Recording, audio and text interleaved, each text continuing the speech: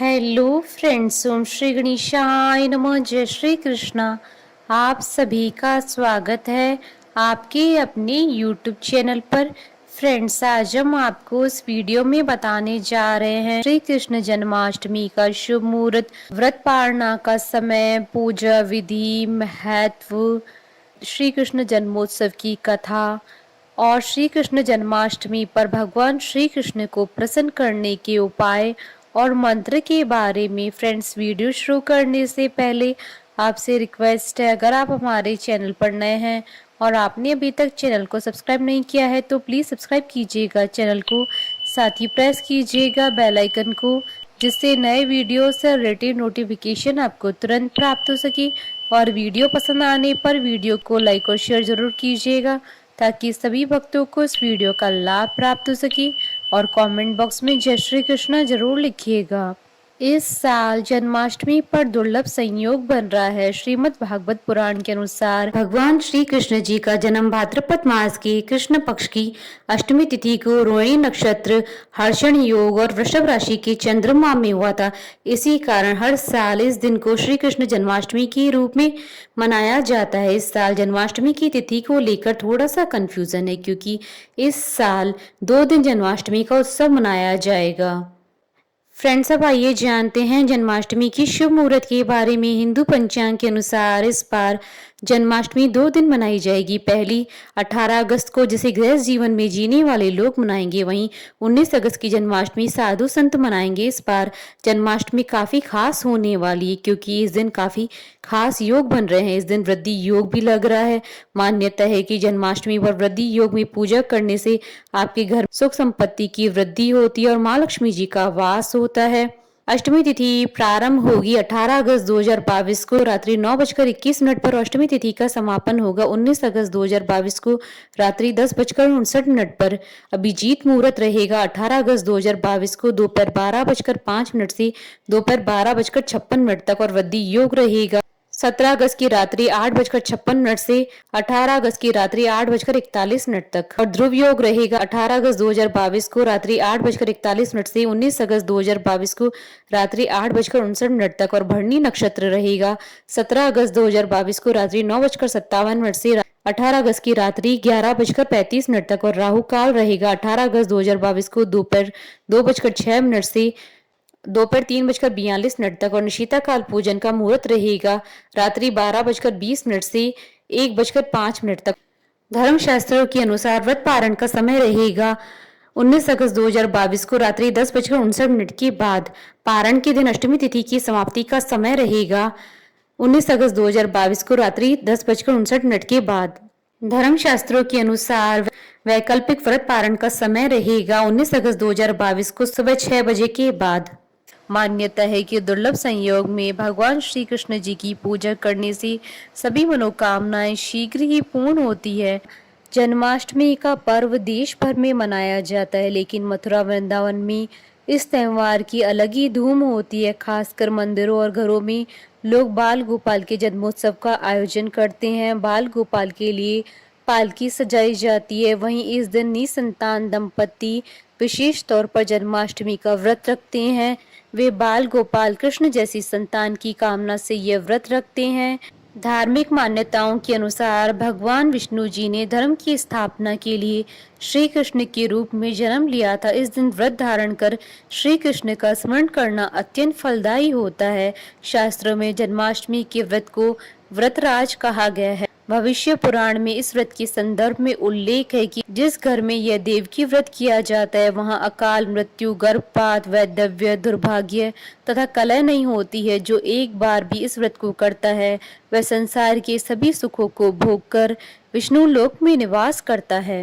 अब आइए जानते हैं जन्माष्टमी पर भगवान श्री कृष्ण जी को प्रसन्न करने के लिए किए जाने वाले उपाय और मंत्र के बारे में।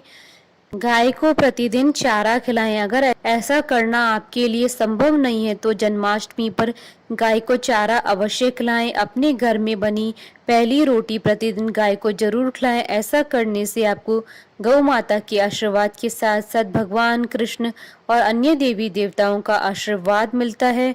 गाय को जन्माष्टमी के दिन चना जरूर खिलाएं। गुड़ के साथ साथ चना गाय का सर्वोत्तम आहार माना गया, इसलिए अपनी क्षमता के अनुसार जन्माष्टमी पर गाय को गुड़ और चना खिलाएं। जन्माष्टमी के दिन गाय को स्नान जरूर कराएं।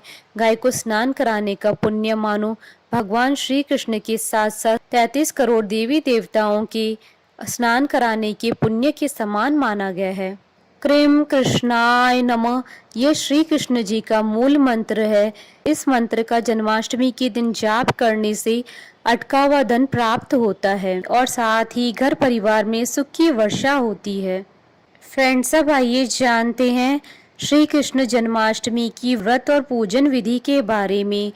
इस व्रत को बहुत से भक्त निर्जला भी रखते हैं और मध्य रात्रि में भगवान के जन्म के बाद जल और फल ग्रहण करते हैं। वहीं कुछ लोग फलाहारी व्रत रखते हैं, लेकिन पूजा विधि के नियम सभी के लिए एक ही होते हैं। जन्माष्टमी का व्रत करने वालों को सप्तमी तिथि से सात्विक भोजन करना चाहिए। इसके बाद अष्टमी तिथि को सुबह स्नान करके बाल गोपाल की पूजा करें और व्रत का संकल्प लें। दोपहर के बाद जल में काले तिल मिलाकर स्नान करें और देवकी जी का प्रसूति गृह बनाएं। इस गृह में एक बिछौना बिछाकर कलश स्थापित करना चाहिए। फिर देवकी, वसुदेव, भगवान विष्णु, माता लक्ष्मी, यशोदा माता और नंद देव की पूजा करें और बाद में पट लगा लें। रात में 12 बजे भगवान की चौकी पर लाल या पीले रंग का कपड़ा बिछाएं और भगवान कृष्ण जी की मूर्ति या तस्वीर स्थापित करें और बाल गोपाल को पंचामृत और गंगा जल से स्नान कराएं और नए वस्त्र पहनाकर उनका श्रृंगार करें। जन्म के दौरान नंद के आनंद भयो जय कन्हैया लाल की जरूर गाएं। श्रृंगार में बाल गोपाल को पीले रंग की पोशाक पहनाएं, मुकुट पर मोर पंख लगाएं, चंदन की माला पहनाएं और बांसुरी चढ़ाएं। साथ ही भगवान के पास गाय भी रखें। श्रृंगार के बाद भगवान को रोली और अक्षत लगाएं और फिर माखन मिश्री का भोग लगाएं। धूप दीप से आरती करें। भोग में तुलसी के पत्ते का प्रयोग जरूर करें। इसके बाद भगवान को झूला झुलाने की परंपरा का पालन करें। फिर चंद्रमा को अर्घ्य दें। इसके बाद बाल गोपाल से पूरे परिवार समेत आशीर्वाद लें। फिर आप अपना व्रत खोल सकते हैं। जन्माष्टमी के दिन भगवान कृष्ण की 3 समय पूजा की जाती है। पहले सूर्योदय के समय स्नान के बाद कृष्ण जी की पूजा होती है। दूसरी देवकी सूतिका गृह के निर्माण के दौरान की जाती है। इसमें कृष्ण जी के साथ माता देवकी की पूजा की जाती है। तीसरी मध्य रात्रि में 12 बजे जन्म के बाद विधि विधान से पूजा की जाती है। इसके बाद धूमधाम से जन्मोत्सव मनाया जाता है। जन्माष्टमी के दिन माखन मिश्री के अलावा खीर का भी भोग लगाया जाता है। मथुरा में माखन मिश्री के अलावा पाग नाम का मिष्ठान भी बनाया जाता है। इसके अलावा 5 फल, मेवा, पंजीरी और पकवान और सबसे महत्वपूर्ण माखन मिश्री होना जरूरी माना गया है। माखन मिश्री कृष्ण जी को बहुत प्रिय है।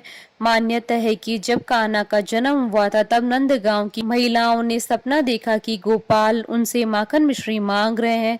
तब अगले दिन महिलाएं नंद बाबा के घर माखन लेकर बधाई देने गई थी।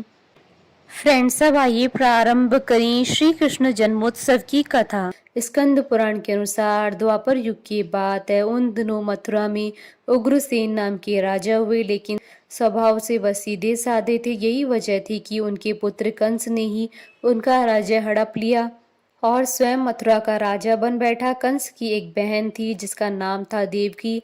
कंस उससे बहुत स्नेह करता था। देवकी का विवाह वसुदेव के साथ तय हुआ तो विवाह संपन्न होने के बाद कंस स्वयं ही रथ हाँकते हुए बहन को ससुराल छोड़ने के लिए रवाना हुआ। स्कंद पुराण के अनुसार जब वह बहन को छोड़ने के लिए जा रहे थे तभी एक आकाशवाणी हुई कि जिस बहन को वह इतने प्रेम से विदा करने स्वयं ही जा रहे हैं उसी बहन का 8वां पुत्र तेरा संहार करेगा।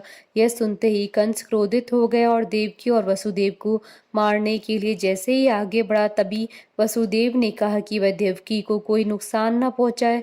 वह स्वयं ही देवकी की 8वीं संतान कंस को सौंप देगा। इसके बाद कंस ने वसुदेव और देवकी को मारने के बजाय कारागार में डाल दिया। कारागार में देवकी ने 7 संतानों को जन्म दिया और कंस ने सभी को एक एक करके मार दिया। इसके बाद जैसे ही देवकी फिर से गर्भवती हुई तभी कंस ने कारागार का पहरा और भी कड़ा कर दिया। तब भाद्रपद माह की कृष्ण पक्ष की अष्टमी को रोहिणी नक्षत्र में कन्हैया का जन्म हुआ। तभी श्री विष्णु ने वसुदेव को दर्शन देकर कहा कि वह स्वयं ही उनके पुत्र के रूप में जन्मे हैं। उन्होंने यह भी कहा कि वसुदेव जी उन्हें वृंदावन में अपने मित्र नंद बाबा के घर छोड़ आए और यशोदा जी के गर्भ से जिस कन्या का जन्म हुआ है उसे कारागार में ले आए। यशोदा जी के गर्भ से जन्मी कन्या कोई और नहीं बल्कि स्वयं माया थी। यह सब कुछ सुनने के बाद वसुदेव जी ने वैसा ही किया।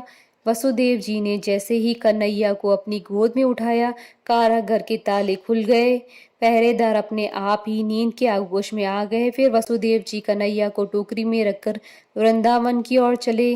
कहते हैं कि उस समय यमुना जी पूरे उफान पर थी। तब वसुदेव जी महाराज ने टोकरी को सिर पर रखा और यमुना जी को पार करके नंद बाबा के घर पहुंचे। वहां कन्हैया जी को यशोदा जी के साथ पास रखकर कन्या को लेकर मथुरा वापस लौट आए। स्कंद पुराण के अनुसार जब कंस को देवकी की 8वीं संतान के बारे में पता चला तो वह कारागार पहुंचा। वहां उसने देखा कि 8वीं संतान तो कन्या है, फिर भी वह उसे जमीन पर पटकने ही लगा कि वह माया रूपी कन्या आसमान में पहुंचकर बोली कि रे मूर्ख, मुझे मारने से कुछ नहीं होगा। तेरा काल तो पहले से ही वृंदावन पहुंच चुका है, वह जल्दी ही तेरा अंत करेगा। उसके बाद कंस ने वृंदावन में जन्मे नवजातों का पता लगाया। जब यशोदा जी के लल्ला का पता चला तो उसने मारने के लिए कई प्रयास किए, कई राक्षसों को भी भेजा, लेकिन कोई भी उस बालक का बाल भी बांका नहीं कर पाया। तो कंस को यह एहसास हो गया कि नंद बाबा का बालक ही वसुदेव देवकी की 8वीं संतान है। कृष्ण ने युवावस्था में कंस का अंत किया। इस तरह जो भी ये कथा पढ़ता है या सुनता है उसकी समस्त पापों का नाश हो जाता है। बोलिए भगवान श्री कृष्ण की जय। हमारे साथ इस वीडियो में अंत तक बने रहने के लिए आपका धन्यवाद। ओम श्री गणेशाय नमः। जय श्री कृष्ण।